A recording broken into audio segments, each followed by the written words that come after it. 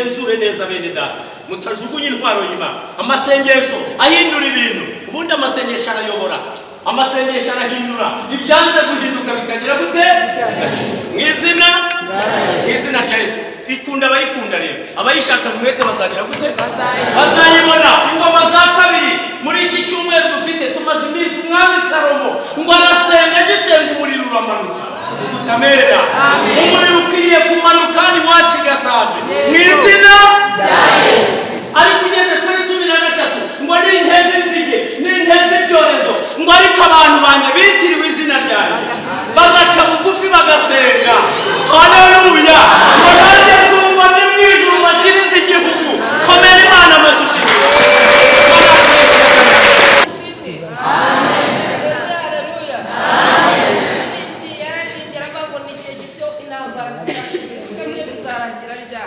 Yesu nashimwe ibyo kwindukirana murabona bizarangira ryari ubundi hari ibintu Satani agenda anyaga abana b'Imana mu minsi yashize twazaga ducecetse tukaririmba ducecetse mbese umuntu yashaka no kwisanzura bikaga naho twisanzuriye umuntu arareba imbigo kuzuye ariko muri ndi yaririmbye avuga ngo ni igihe gito intambwe yashimye byose bizarangira twongere duhoberane kuko naje gusanga tuza mu nzu y'Imana tuje kwaruhukira birashoboka ko nijoro biba byaraye bitameze neza cyangwa se umuntu akaba hari ukuntu yiryamiye ahantu kuko ntabwo waba uri mu ngari cyangwa uri wenyine ngo ubone n'uwo musuhuzanya mu gitondo ariko iyo uje mu nzu y'Imana iyo bavuze ngo turamukanye umuhobera nta kibazo Yesu nashimwe ariko iririmbye ararimbye avuga ngo ni igihe gito intambara zigashira reka tubyizere kurikiyeho rero w'icyumweru cya kabiri twagize umugisha ukomeye cyane twatangiranye intego muri iki cyumweru turimo havuga gusenga amasengesho ariko amasengesho afite imbaraga ahindura iki ibintu bigahinduka amasengesho ahindura ibintu Imana yacu ishimwe cyane twagize umugisha habonekamo intama yaje ivuye hano hasi mu Gakinjiro yikoreye amashashi yararagamo ariko arahari agufashe bamutambutse yiri imbere hano dushimira Imana yacu ishimwe cyane yaje yarahindanye yaje ari icondo yaje yikoreye ibintu bwe mwishaje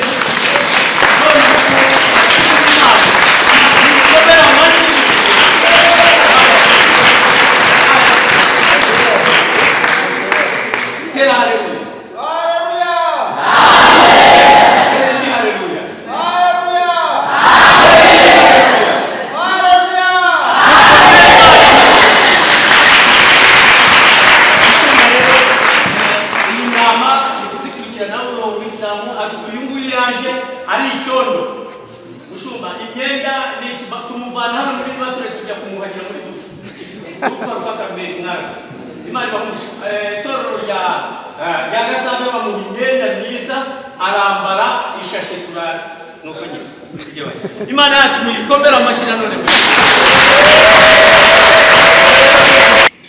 yewe impumyi zigira umugisha wo gushaka nabonye impumyi zubaka nabonye impumyi zikora ubukwe nabonye impumyi zikora fiyansaye zigashingirwa ariko biratangaje kuba n'umuntu utareba nimba ari igikara nimba ari inzobe nimba ari mugufi nimba ari muremure ukumva kugira umugore utazi umugore wawe asa ukumva kugira umugabo utazi umugabo wawe asa ukumva ko umugore wawe yabyaye ariko tumenye umwana turire umwana yabyaye ukumva umwana arira witwa ko ari umwana wawe utazi uko asa ni ubuzima bubabaje ni ubuzima uca mu gitondo bakakujyana ahantu impumyi ziba zihindura amaseta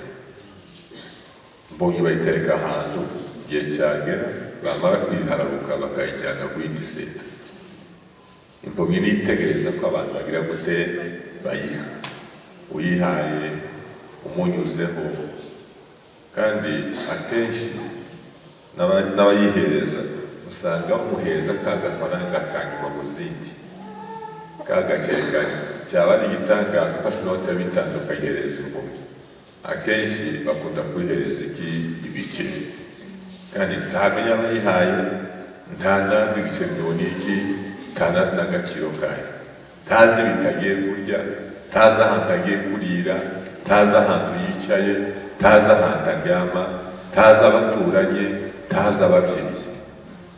Iyo ni situwasiyo ibabaje.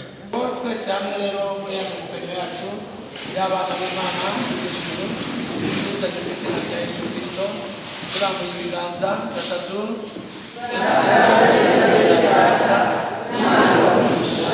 hamwe natwe turabishimiye kandi turabakunda. Yego tugira gutya dusuhuzanye umugisha kandi ibyo bigenzi wawe natwe amagambo meza mu Yesu nashimwe. Amen. Haleluya. Amen. Yaririmbye aravuga ngo igihe gito intambara zizashira isomye bizarangira ryari. Yesu nashimwe. Amen. Ibyo guhindukirana murabona bizarangira ryari. Ubundi hari ibintu Satani agenda anyaga abana b'Imana. Mu minsi yashize twazaga ducecetse tukaririmba ducecetse mbese umuntu yashaka no kwisanzura bikanga. Naho twisanzuriye umuntu arareba ngo ariko umuririmbyi yaririmbye aravuga ngo ni igihe gito intambara zizashira byose bizarangira twongere duhoberane kuko naje gusanga tuza mu nzu y'Imana tuje kwaruhukira birashoboka ko nijoro biba byaraye bitameze neza cyangwa se umuntu akaba ari ukuntu yiryamiye ahantu kuko ntabwo waba uri mu ngayi cyangwa uri wenyine ngo ubone n'uwo musuhuzanya mu gitondo ariko iyo uje mu nzu y'Imana iyo bavuze ngo turamukanye umuhobera nta kibazo. Yesu nashimwe. Ariko umuririmbyi yaririmbye aravuga ngo ni igihe gito intambara zigashira. Reka tubyizere tugeze mu mwanya mwiza rero wo kwakirana wo gushima Imana. Tugeze mu mwanya mwiza wo gushima Imana. Niba hari umuntu wasindukanye ishimwe yatambuka mu nzu y'Imana n'akabura amashimwe twateranye. Haleluya, haleluya. Amen. Nashimwe. Amen. Imana yaduhaye Yesu umutungo ukomeye twimukana. Aho umuntu wose agiye aramwimukana haba ari wenyine bari mu bandi abamwimukanye Imana ishimwe. Icyo nyivuze kubera ko hari aho narindi mwimukanye banabereye kongera Imana ishimwe. Ngiye gushima Imana mu minsi ishize twari dufite ubukwe muri famiye turimo tubwitegura hasigaye ukwezi kumwe kino cyorezo kiratera batangira gushyiraho ingamba kudasura abana na ziriya zose munsi kumva muri famiye imitima yacu yinjira kubanganye twumva ubwo butazataha neza ariko shimiyera yo mu ijuru itagira ukwishyira ubwo bukwe bwarabaye tubutaha twese nta mibare runaka Imana ishimwe kubw'ubwo bukwe Imana yarigaragaje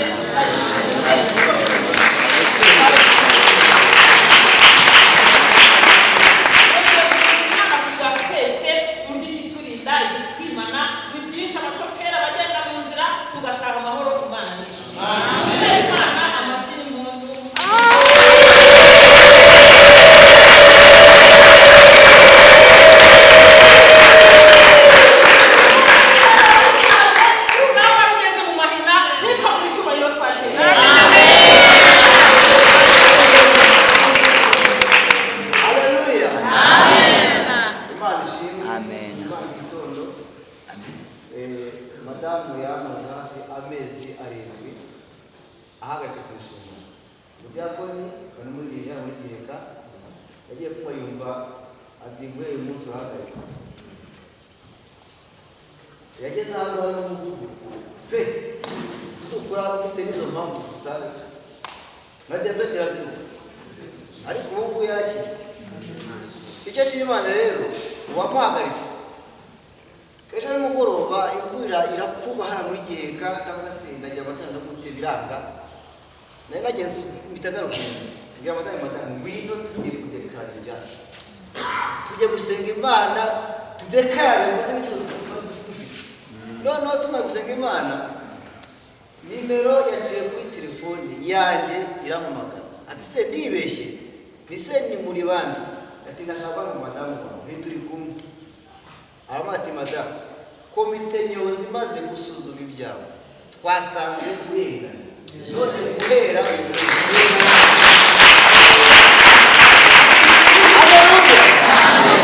umunsi wongeye gusubira ku nshingano wongeye ko n'umuntu w'Imana yaneze ngo ndanezerewe Imana mu cyuma.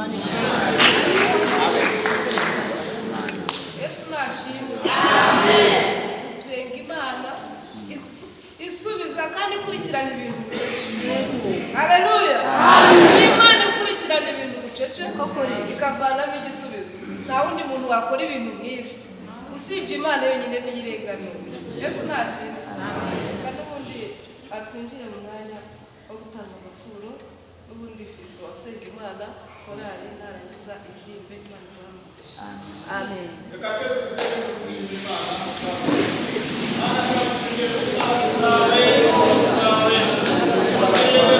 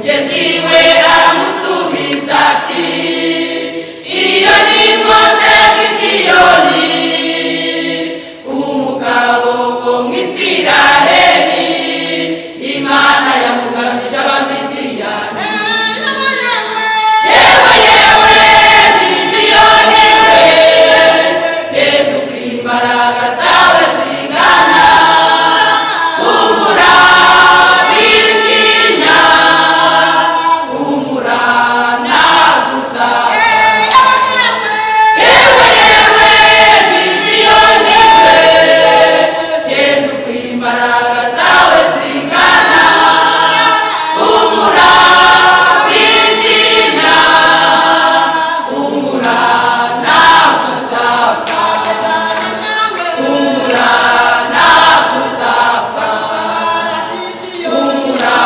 ntaguzapfa humura ntaguzapfa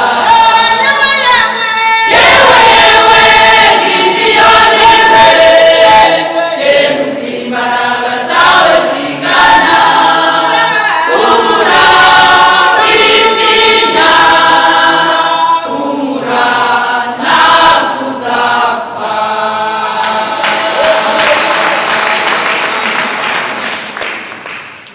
twongere dushimire Imana tuyikomere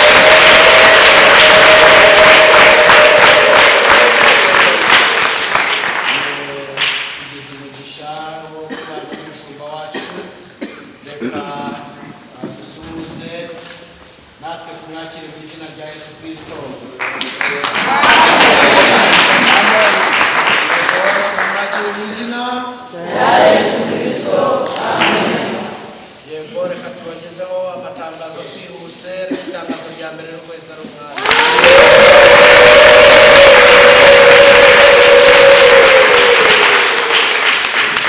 ibature irakomeje kuva ku wa mbere kugera ku wa gatandatu uyu munsi rero ni ku wa kane murabizi ko habagaho mu rusengero turiho dusenga Imana kandi murabizi ko turi mu cyumweru cy'amasengesho twatangiye guhera ku wa mbere kandi hano dufite ibihe byiza ariko uyu munsi twajya duterana twirirwamo dusenga Imana ariko kubera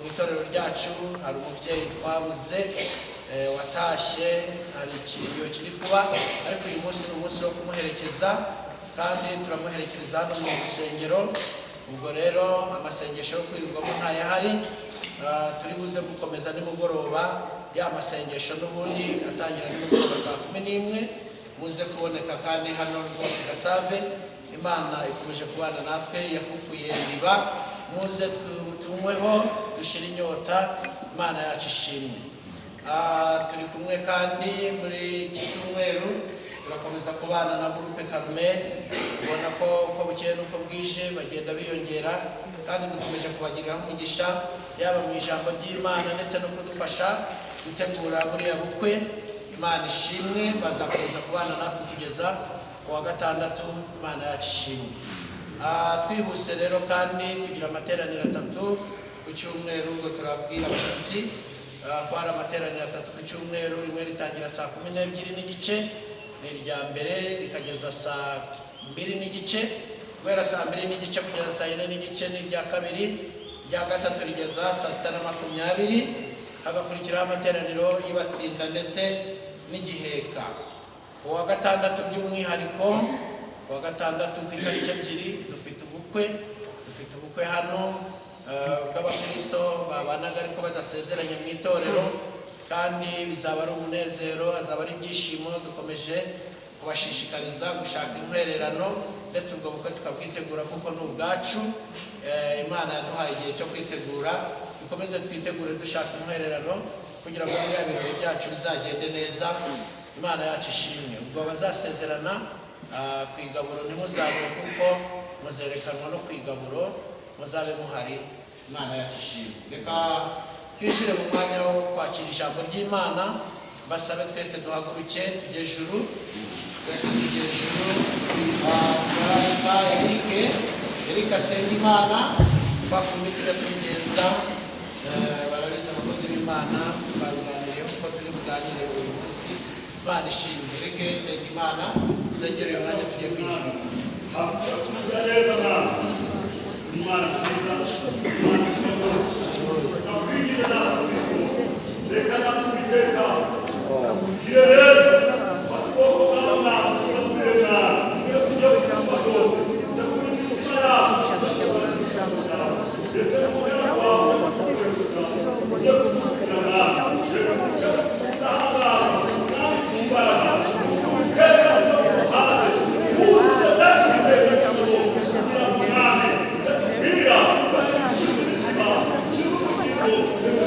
Haleluya, haleluya.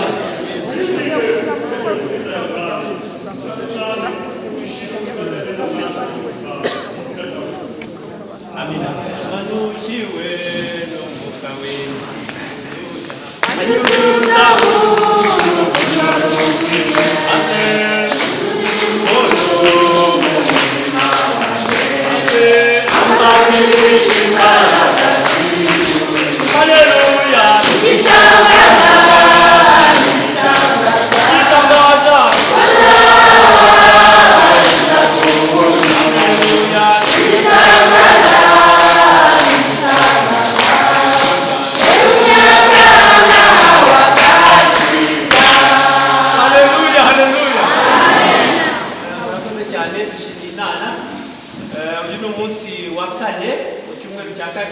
twatangiranye namwe mu cyumweru cya mbere mushumba wa paruwase twari dufite intego iboneka muri Yesaya mu cyumweru cya mbere 55 umurongo waho wa 6 atubwira gushaka Uwiteka bigishoboka ko agira ate tukamwambaza akiri bugufi umunyabyaha akareka ibyaha bye Imana ikamugarukira ikamugirira ibambe pe mwakomeye iyo Mana amashyi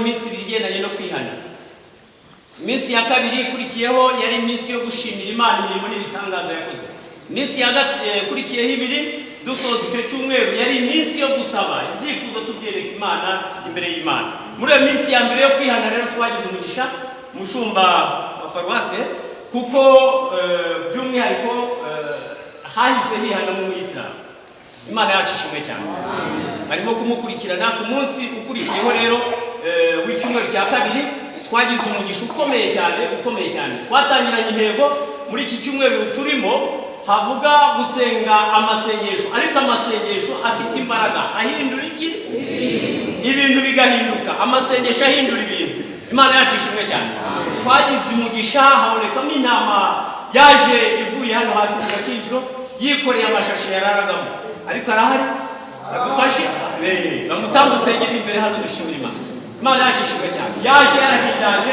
yaje ari icondo yaje yikoreye ibintu bwe mwishaje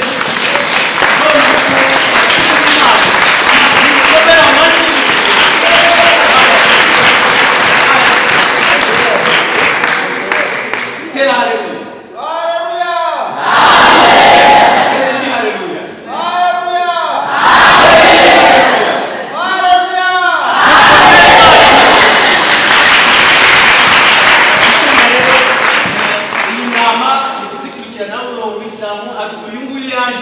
ari icondo mushumba imyenda tumuvana hano muri bature tujya kumuhagira muri dushe kuko rufaka mbere nara Imana bamusha tororo ya gasaza bamuha imyenda myiza arambara ishashe tura nuko nyine sije waye Imana yacu muyikomera amashira none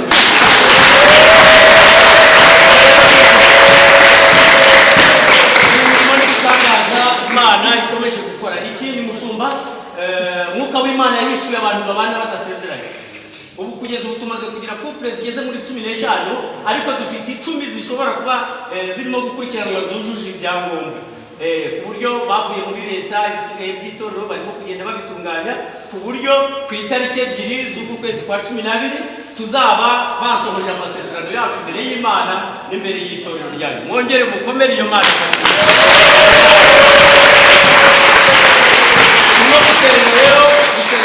ariko afite imbaraga amasengesho ahindura iki ndimo kumva twamanuka noneho gutaha tukagandika hepfo hano, baba mwatabe, baba mwarumogi, baba mwakora n'ibindi. Ahasigaye tugatangira kubwiriza ubutumwa, amasengesho agahindura iki? Mu izina rya nde?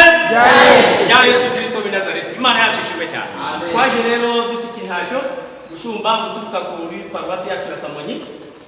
Ni paruwasi ifite amatorero 21. Ndi ku cyicaro cya paruwasi cy'iryo torero rya Runda. Ndi kumwe n'umukristo wacu Papa Germaine Girejuru tere haleluya by'umwihariko baduhaye intashyo kuri iryo torero. Imana yacu nishimwe. Mwakira intashyo z'abakozi b'Imana b'Yesu. Turi kumwe na groupe Alpha Carmel Mushumba. Ntabwo tujya dusigana, ni groupe izwi ifite amateka muri iki gihugu cyacu cy'u Rwanda. By'umwihariko ni bamwe mu bana b'abahanuzi bize rya shuri ry'abahanuzi kubwa Mushumba Ruragirwa n'abandi. Ubwo rero iyi groupe cyicaro cyacu kiraho bita Bweramvura, hariya kuri rya shyamba rinini rya Bweramvura, ariko kuri ADPR yacu ya Bweramvura. By'umwihariko rero turi kumwe na groupe, ariko dufite umuyobozi wacu, ndagira ngo duwaye wacu Girejuru, namwe mwongere mumubone hanyuma abasuhuza. Haleluya, haleluya. Imana yacu nishimwe kandi yabishobora. By'umwihariko rero turi kumwe n'abajyanama abakozi b'Imana batandukanye muri iyo groupe. Ndagira ngo Girejuru nanone mwongere mutere haleluya, kandi Imana yateguye kubakoresha mu gihe gikwiye. Kabiri gatatu. Amen. Imana yacu nishimwe. Mukanya rero tugiye gusengera ibyifuzo bitandukanye turi bufashwemo n'umushumba. Imana yacu ishimwe. Ariko reka nshimire Imana. Haleluya, haleluya. Amen. Ushize tumaze iminsi tuza twakenyeye twambaye amakote n'amakaruvati. By'umwihariko icyumweru cyose cyarangiye tubikora. Nza rimwe rero mfite ubuhamya nambaye ikote ariko ridafite karuvati. Sinabibabwiye se mbasaba imbabazi. Ndababwiye impamvu. Ntabwo nshaka kwisubiza, ahubwo uyu munsi reka mvuge impamvu. Mwabonye ko naje nambaye neza. Haleluya, haleluya. Amasengesho ahindura iki? Agacu karakubye rero kuri njyewe. Ubutamera. Utise gakubye gati. Umwana wanjye wo gucura nakana kagakobwa keza cyane kankunda cyane. Karangije rero muri iki cyumweru gihindura ibintu kitwa Keza Kase Shifu. Haleluya, haleluya. Ubutamera. Arambwira ati se none iki cyumweru ugufasha gakapaho nugiye ntindagiye. None se kuye nturi muri ubwo nari ngiye kwitora. Ntindara ko none se nari gufitiye gahunda. Antariko nta. Umenya ari bagaze ngiye. Ati buriya ngiye gutegangiye mu mujyi, atariko umenye ko wavutse ku itariki ya 19 z'ukwa 10. Ubwo rero ngiye impano yashufura.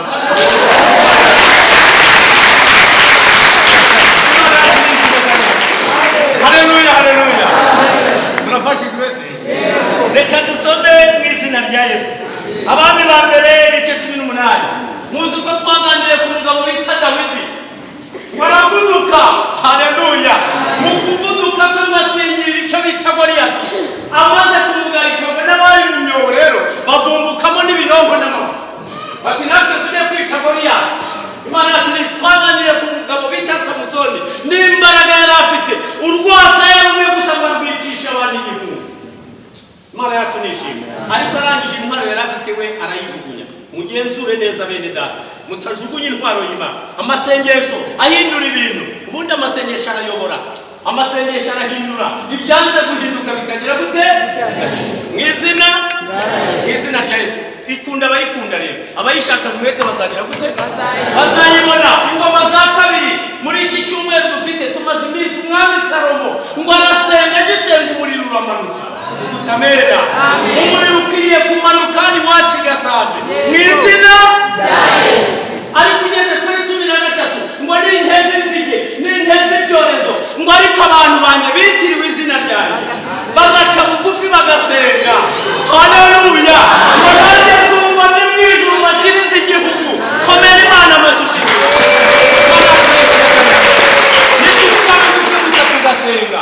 Imana yacu izururuka izabana natwe, izagendana natwe kandi izakorana natwe imirimo n'ibitanga. Amen. Ubutabera. Haleluya, haleluya. Amasengesho ahindura iki? nawe agacu kaboneke rero. Abami ba mbere ibice 18 umushumba ndamukunda kuko nagenza mu byigisho bye kuba maso abantu basinzira bareba basinzira baririmba ariko abantu bamaze gusinzira batakiryoherwa n'ijambo ry'Imana abo nibo dushaka gukangura. Umushumba yaramfashije cyane mu kimwe bigishaga nagiye nkunda kuza nkicara hano mu materaniro ngafashwa ngataha. Abantu basinzira abantu bamaze kutaryoherwa n'ibyo mu nzima ariko ni twebwe cyerekezo cyacu no guhindura abantu tukabahindura mu buryo bugize gute buzuye. Imana yacu nishimwe kandi habicwaye.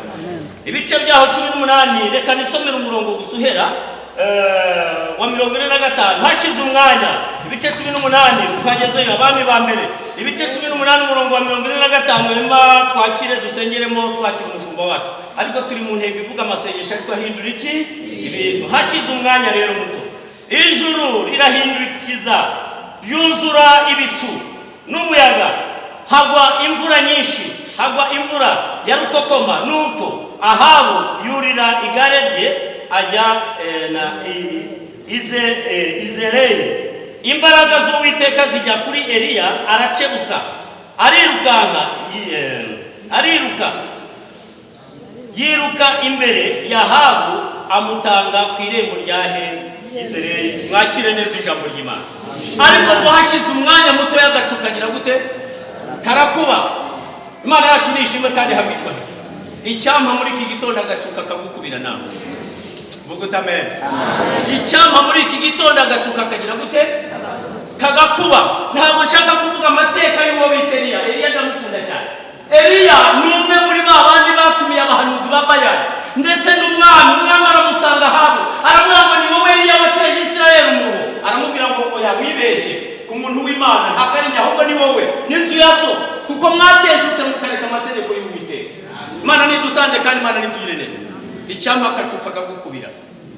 Muhaguruke tugire icyifuzo dusengera umushumba wacu. Tugiye gusenga Imana, tugiye kwinginga Imana icyampa agacupa kagukubira nawe. Icyampa nawe ukamenya igihe turimo gukorera ivuga butumwa. Turashaka ivuga butumwa ariko rihindura icyo biti ibintu. Mwizina rya Yesu Kristo w'Nazareti. Mwami Imana yacu. Mana turagushimiye kandi turaguhimbaza. Turagushimiye kuko wongeye kuvugana natwe muri iki gitondo. Wongeye gutanga amasezerano meza ku bakozi bawe. Mwizina rya Yesu Kristo w'Nazareti. Umukozi wawe agiye guhaguruka. Turamusabiye turamusengere kugira ngo ukorere muri we. Utangirane nawe Data. Kandi igihe gikwiriye ujya gusohora nawe. Icyo muhagaritse n'imikorere yose.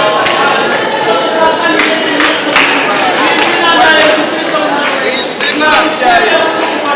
Tumukomeye amashyi menshi.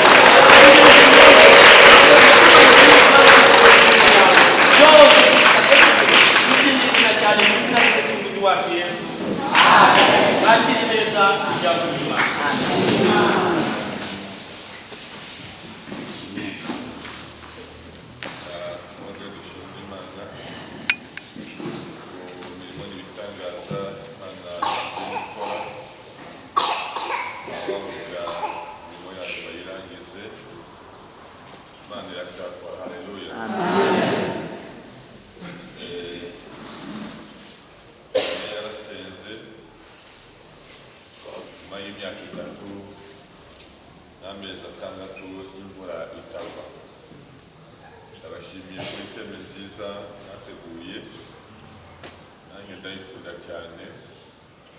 Ushaka ko ibintu bihinduka urasenga. Gusenga niko konyine kubasha gukura umuntu muri situwasiyo arimo akagahinduka. Gusenga niko kubasha guhindura ubuzima umuntu akava ku izina yari afite akitwa irindi. Dufate gusa mirongo mikeya dusanga mu butumwa bwiza bwanditswe na Mariko igice cya 10. Nakoze cyane ubutumwa bwiza bwanditswe na Mariko 10:46 bwihuse nabizi ko mufite gahunda zitandukanye. Mariko 10:46 ikaje 47 aravuze ngo nuko bagera i Yeriko akivana yereko n'abigishwa be n'abantu benshi, asanga umwana wa Timayo witwaga Bartimayo, umusozi w'impumyi, yicaye iruhande rw'inzira. Yumvise ko Yesu Nazareti ari we uje, aherako arataka cyane ati, Yesu mwana wa Dawidi, mbabarira. Abantu benshi baramucyaha ngo ahore, ariko arushaho gutaka ati, mwene Dawidi, mbabarira. Yesu arahagarara aramubwira ati, nimumuhamagare. Bahamagara impumyi, barayibwira bati, humura, haguruka, araguhamagara. Nayo yita umwenda wayo, irabaduka yegera Yesu. Yesu aribaza ati, urashaka ko ugenda nde? Iyo mpumyi iramusubiza ati, mwigisha, ndashaka guhumuka. Yesu arabwira ati, igendere, kwizera kwawe kuragukijije. Uwo mwanya arahumuka, amukurikira mu nzira. Amen. Nari mbabwiye ngo gusenga niko guhindura amateka y'umuntu, kandi Imana ishimwe kuko itazihinduka. Mu rwandiko rwa Yakobo ho hazavuga ngo Eliya yari umuntu kandi Imana yumvise gusenga mu gihe cya Eliya, n'uyu munsi iracyumva kandi igahindurana ubuzima. Iyi ni inkuru mwese muzi cyane, ariko ndashatse ko twongera gutekerezaho muri iki gitondo no muri iki gihe. Ntabwo tuzi neza igihe uyu Bartimayo yabereye impumyi. Biriya tuvuga ko yavutse ari impumyi, kandi nubwo bivuga ko yavutse areba. Bibiliya ivuga ko yari mu buzima bwo gusabiriza. Nimba hari umuntu ubabaje, ni umuntu mu buzima bwo gusabiriza. Ni umuntu wumva amajwi y'abantu ariko utamenya abantu bariho. Yewe n'impumyi zigira umugisha wo gushaka. Nabonye impumyi zubaka, nabonye impumyi zikora ubukwe, nabonye impumyi zikora fiyansaye zigashingirwa, ariko biratangaje kuba n'umuntu utareba. Nimba ari igikara, nimba ari inzobe, nimba ari mugufi, nimba ari muremure, ukumva kugira umugore utazi umugore wawe asa, ukumva kugira umugabo utazi umugabo wawe asa, ukumva ko umugore wawe yabyaye ariko tumenye umwana, turinde umwana yabyaye, ukumva umwana arira witwa ko ari umwana wawe utazi uko asa. Ni ubuzima bubabaje. Ni ubuzima uca mu gitondo bakakujyana ahantu impumyi zihindura amaseta. Impumyi bayitereka ahantu, igihe cyagera bamara kwihararuka bakayijyana kuyindi seta. Impumyi nitegereza ko abantu bagira gute bayiha, uyihaye umunyuzeho, kandi akenshi n'abayihereza usanga bamuhereza ka gafaranga kanyuma mu zindi, ka gakeka cyaba ari igitangaza ufashe inote bitanu ukayihereza impumyi. Akenshi bakunda kuyihereza ibiceri, kandi ntamenya abayihaye, ntanazi ibiceri ni iki, ntanazi n'agaciro kayo, ntazi bitagiye kurya, ntazi ahantu agiye kurira, ntazi ahantu yicaye, ntazi ahantu aryama, ntazi abaturage, ntazi ababyeyi. Iyo ni situwasiyo ibabaje, ariko iyi mvugo iratangaje. Yesu akunda urusaku, Yesu akunda abagusakuriza. Nushaka kuba na Yesu uza umusakuriza cyane, umubwire ibyawe, tugasakuze mu kajagari, bisakurize uyibwira ibyawe. Icya kabiri cyatangaje, bavuga kuko benshi bamucecekeshaga bayibwira ngo Yesu nta mwanya agufitiye, uri impumyi, Yesu hajyane Yesu ntacyo yamubwiye, nta mwanya agufitiye, ariko Yesu agufitiye umwanya uko byaba bimeze kose, situasiyo urimo yose Yesu agufitiye igihe umwanya. Impunyu bw'igitaka ngo Yesu yumva gutaka kwayo, Yesu yumva gutaka k'uwo ari we wese. Yumvise gutaka wabwira abantu ati urwo rusaku n'urw'iki, ndashaka uwo muntu uri gutaka ngire gute mumuzane. Ngo baragenda yabwira ngo aravuze ngo haguruka umusange. Iyi mpumyi yaratangaje. Bibiliya ivuga ngo yataye imyenda yayo, wigenda yiruka isanga Yesu ititaye ko yataye igihe, yataye umwete.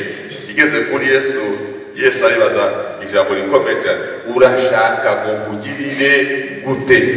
Impumyi yambwira ngo ndashaka mumpumu, ndashaka muhure muri iyi situasiyo, ndashaka muhure muri iki gihe, ndashaka muhure muri ubu buzima ndimo. Yesu azabikora ahabwe icyubahiro. Yesu azadukura muri situasiyo turimo ahabwe icyubahiro. Yesu iyo tumutakiye azatwumva agahindura amateka yacu ahabwe icyubahiro. Gusenga kuza guhindura situasiyo. Nasomye inkuru y'umubyeyi wakoze impanuka ya moto, umubyeyi w'imyaka 28 iri mutoya, wari ufite abana 3. Iyo nkuru yarambwiye ngo yahise aja muri koma. Impanuka murayizi mwese, wahita aja muri koma, watinda muri koma. Abaganga bamaze kumupima ngo icyo bakoze, baravuga ngo naramuka avuye muri koma azaba ikirema cya burundu. Naramuka agize gute avuye muri koma azaba ikirema cya burundu, kuko agize iminsi muri koma kandi yababaye cyane. Ariko famiye y'aba bantu y'uyu mudamu barambwiye ngo baja gushaka umukozi w'Imana, baja gusenga, arasenga. Uwo mubyeyi aza kuva muri koma, nta nubwo yigeze agira uburema bw'akantu gatoya, ava muri koma wese ubuzima bwe ari bwose. Icyo nakundiye amasengesho nuko abaganga bagomba gukora diagnostique zabo, bakavuga ibyo bavuga, ariko twasenga ibintu bikahinduka. Wanasesiwe. Tekereza umuntu w'imyaka 28 ugiye kuba ikirema cyabo, ariko amasengesho yaza amateka akagira gute agahinduka. Tacha amasengesho atahinduka. Nasomye inkuru y'umubyeyi wari ufite umwana we wafataga ibiyobyabwenge, droge. Nimba hari ikintu kibi cyangiriza ni droge. Uzi ko droge itwara umuntu ubwenge, umuntu agashira ubwenge, umuntu akagenda ariko yarataye ubwenge. Mama we agira agahinda gakomeye cyane, babyita gupfusha uhagaze. Uzi gupfusha uhagaze utarashyinguye nk'abandi, wabona n'uwapfa tukamushingura, ariko tekereza umuntu gusa agize gute ahagaze. Mama we yibazaga ibyokoreka uyu mwana azagaye mu rusengero umunsi umwe. Yaje gusanga pasitori aramusenga, yamubwira ikibazo, pasitori aramuheza igisubizo cyoroshye. Aramubwiye ngo uzafata amasengesho, uzugenda mu cyumba cye buri mugoroba usenge. Yagiye ufata ibiyobyabwenge, weja mu cyumba cye buri mugoroba ugire gute usenge. Mama yarabyemeye, umudamu yarabyemeye. Buri mugoroba yajaga mu cyumba cy'umuhungu we, buri mugoroba agasenga, buri mugoroba agasenga, buri mugoroba agasenga. Nyuma y'amasengesho y'amezi 3, umuhungu yarahindutse, aja mu rusengero, yiha Imana ikora ku mutima we, arakizwa n'umukozi w'Imana. Amasengesho yose abasha kumukura muri droge. Amasengesho agomba kuduhindura iseta. Bibiliya ivuga ngo Bartimayo wava aho ngaho wakurikirane akurikira umwami Yesu. Waba wahaga ku iseta gusabiriza, Yesu akagukiza ukayigarukaho. Waba w'ibiyobyabwenge, Yesu akagukiza ukaja mu rusengero ugasaka ugasubira hahandi. yesu ahindura amateka yacu iyo dusenze. Bakadusenga Imana.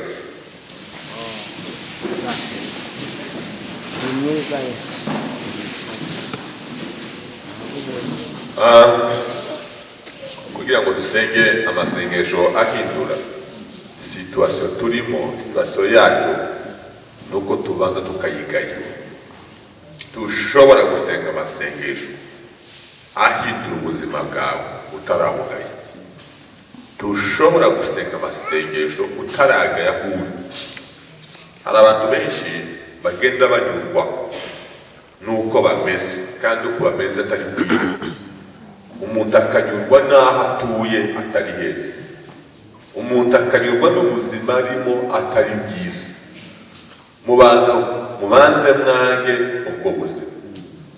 Niba mushaka ko amateka ahinduka, niba mushaka ko situasiyo ihinduka, banza wange iyo situasiyo urimo. Uyibwire ngo wa situasiyo we ndakwanze mu izina rya Yesu. Umunsi uzayanga ugashaka indi, Yesu azakunze. Ariko mu gihe ugikunze kuba muri ubwo buzima, Yesu azagushigikira. Murandumva neza? Azagira gute? Azagushigikira. Teme dufite uyu mugoroba, sinzi ko murimo kuzamo, ko ndabwira abantu ngo Imana ibabajwe n'ubuzima turimo. Ntabwo ubuzima turimo ari ubushake bw'Imana. Aho turi si ubushake bw'Imana. Ahubwo tugomba kwanga bwa buzima, tukareba ukuntu twava muri ubwo buzima, tukaja mu bundi buzima ngira gute Imana yishimira. Akazi urimo ntabwo ari ko Imana yishimira. Ahari kazi utuyemo si Imana yishimira. Ako tugomba guhindurirwa amateka. Tugomba guhindurirwa iki? Ubuzima. Mbere yuko tubuhindurirwa, tubanze tubwage. Baza wange ubuzima urimo. Haleluya. Wifuza ubundi, nibwo Yesu azagushigikira hamwe n'iki? Hamwe no gusenga. Yesu udahinduka. Uko wari uri ejo, n'uyu munsi niko uri, n'ejo niko uzaba uri. Imana yumvise gusenga kwa Eliya, agasenga agatuka kaboneka. Kari kagize imyaka 3 n'igice, nta mvura, nta kime, nta gacu, ariko yasenga kakaboneka. Uracyari y'Imana. Kandi Eliya yari umuntu katwe. Dushobora gusenga tukabona agacu gatoya, agacu ko guhinduka, agacu ko guhindura amateka mu izina rya Yesu.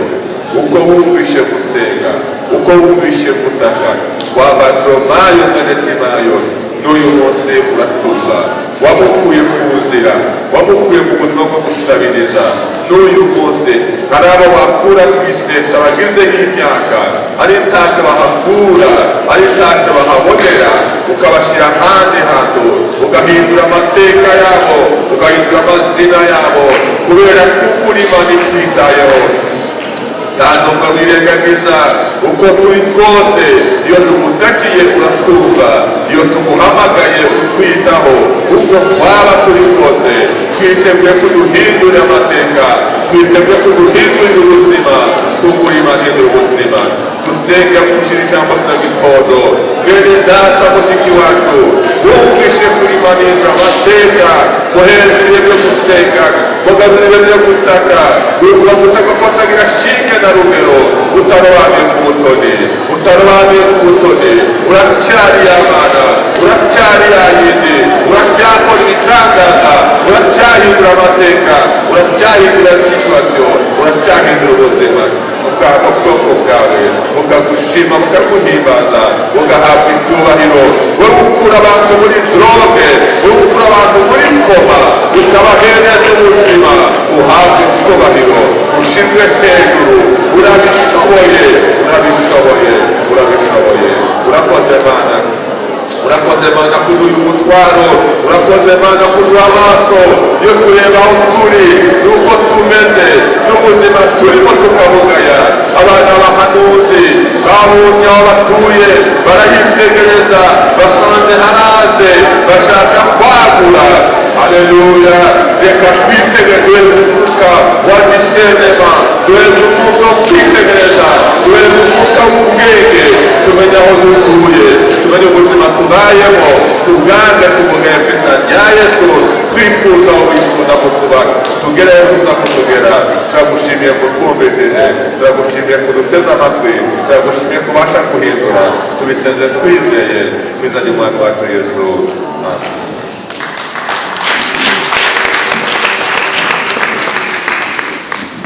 Haleluya, haleluya. Yesu nashimwe.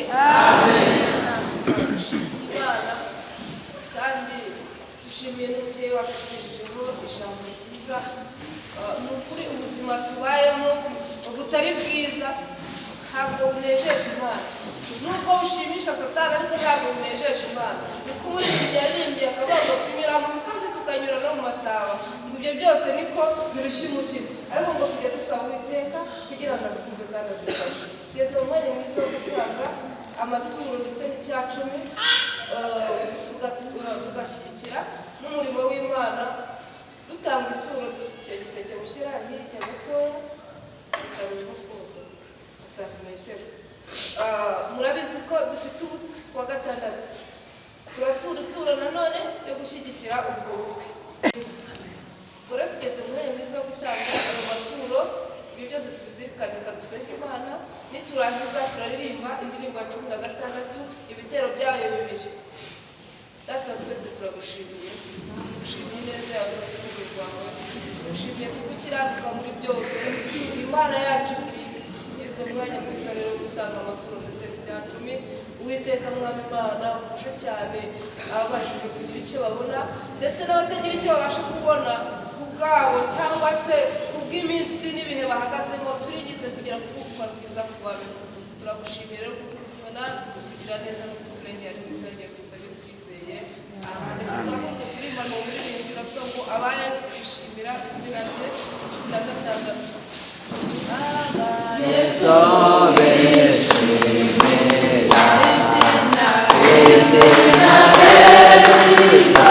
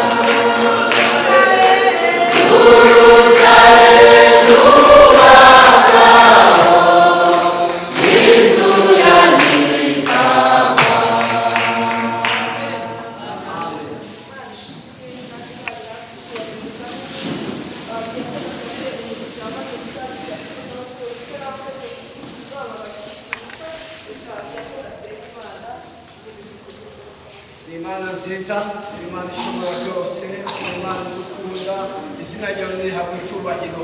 Muri iki gitondo twagiyeho umugisha, tubasha guterana.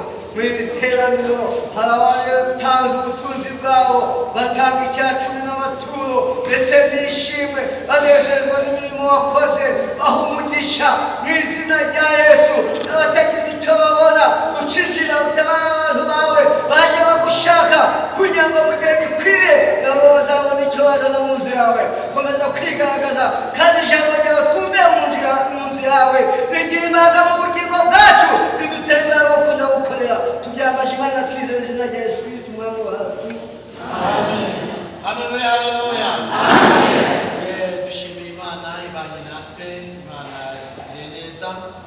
twumvishe ijambo ry'Imana kandi tuguwe neza. Imana duhindurira amateka, Imana duhindurira ubuzima uko yahinduye ubuzima bw'iriya mpumyi yasabirizaga.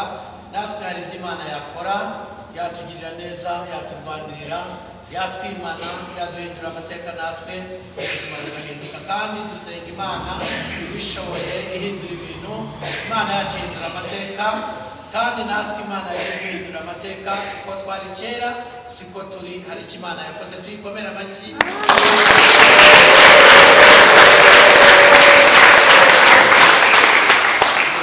Abakozi b'Imana yaba Pasiteri Elias yaba umushumba wacu barakoze. Imana ibahe umugisha, basaba umugisha, turambuye ibiganza. Imana ibahe umugisha mu izina rya Yesu Kristo, amen.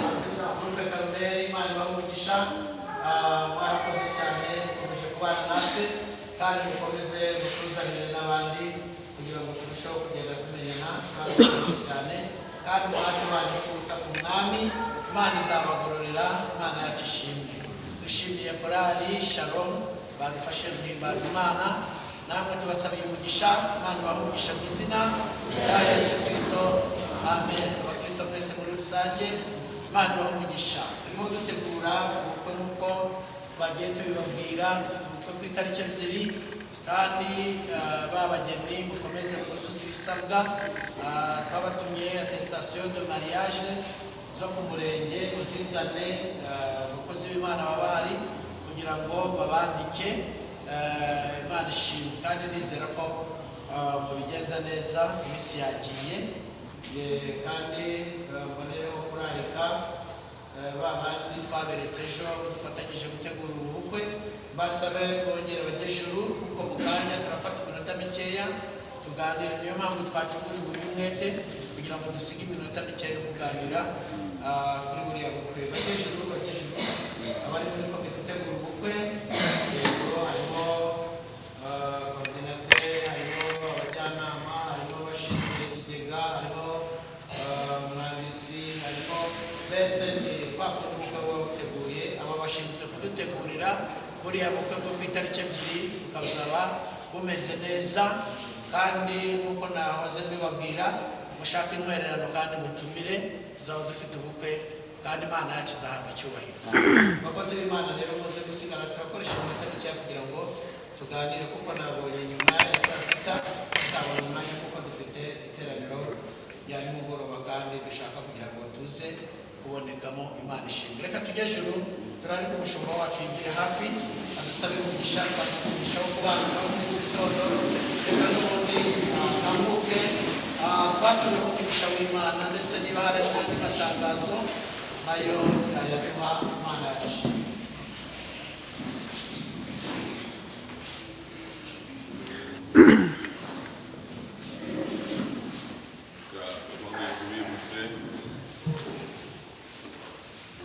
Amasengesho ya nimugoroba akomeye cyane yo kugaruza ibyacu Satani yatwambuye. Se muza muyabamo, muyabamo ibyo irandi bari mu kuyaza mu ndebe, abari mu kuyaza ayo masengesho ya nimugoroba muzamure ndebe cyane. Abatarayazamo turimo turagaruza ibyacu kandi kino cyumweru ndimo ndizera ko ari icyo Imana irimo gukora. Twasanze abantu barasinziriye, Satani atwiba ibyacu mu gihe tugeze gute dusinziriye. Ariko iki ni icyumwe cyo kudeklara ibyawe umwanzi yageze gute yibye tukabigarurirwa. Nimugoroba twasengeye ku ijambo rivuga ngo Imana itugarurire intwaro umwanzi yageze gute yatwambuye.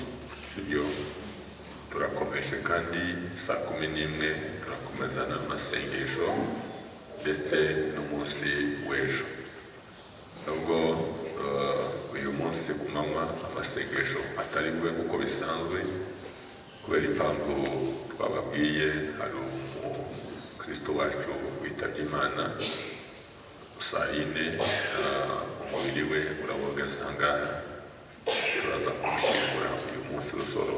Niyo mpamvu amaseka atabaye uyu munsi, ariko rero azaba ejo kuwa 5 nibwo tuzasenga y'amasengesho twaraga dusenga umunsi wa kane, tuzasenga ejo twirirwemo kugeza nimugoroba, nibwo tuzasoza gahunda zacu. Hanyuma ku wa gatandatu uko bisanzwe uko mubizi saa 8 dufite igaburo ryera, kandi tubibabwira cyane mwebwe abakristo bana nibature, murabizi ko arimo abakristo toza ku mutima igihe cyose, mwe muhora mu rusengero iminsi yose mudasiba, tima mutera hamwe na wa muntu utarasenze mu gitondo, utasenga nimugoroba, ujake kwita mu igaburo adaheruka gusenga.